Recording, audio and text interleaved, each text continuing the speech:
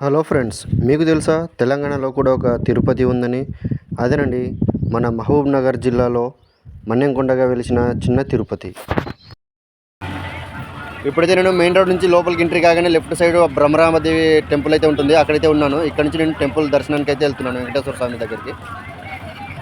ఇక్కడ చరిత్ర చూసుకుంటే, కేశవయ్య అనే మునికి వెంకటేశ్వర స్వామి కలలో కనిపించి మన్నెకొండ గుహలో తాను వెలిసి ఉన్నానని, నిత్యం సేవా కార్యక్రమాలు నిర్వహించాలంటూ అంతర్ధానం అయ్యారని స్థల పురాణం తెలుపుతుంది.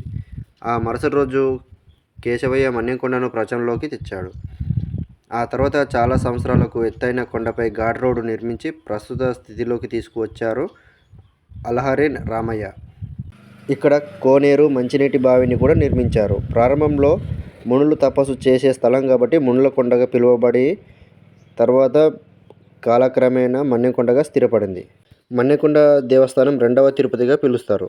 తీరితే తిరుపతి, తీరకుంటే మన్నెకొండ అన్నట్లు పాలమూరు పెద్దలు దూరాన ఉన్న తిరుపతికి వెళ్ళలేని వారు, తీరిక లేని వారు ఇక్కడ స్వామివారిని దర్శించుకుంటారు.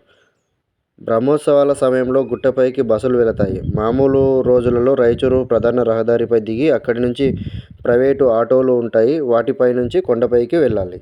ఇక్కడికి చేరుకోవాలంటే మన సొంత వెహికల్లో లేదంటే కింద నుంచి ఆటోలు ఉంటాయి, వాటి ద్వారా చేరుకోవచ్చు. ఇక్కడ నుంచి దర్శనానికి వెళ్తారు లోపలికి. దర్శనం అయిపోయిన తర్వాత ఇక్కడ నుంచి ఎగ్జిట్ గేటు, ఇక్కడ లడ్డు ప్రసాదాలు తీసుకోవచ్చు. ఈ వీడియో నచ్చితే లైక్ చేయండి, షేర్ చేయండి. మరిన్ని వీడియోల కోసం సబ్స్క్రైబ్ చేయండి.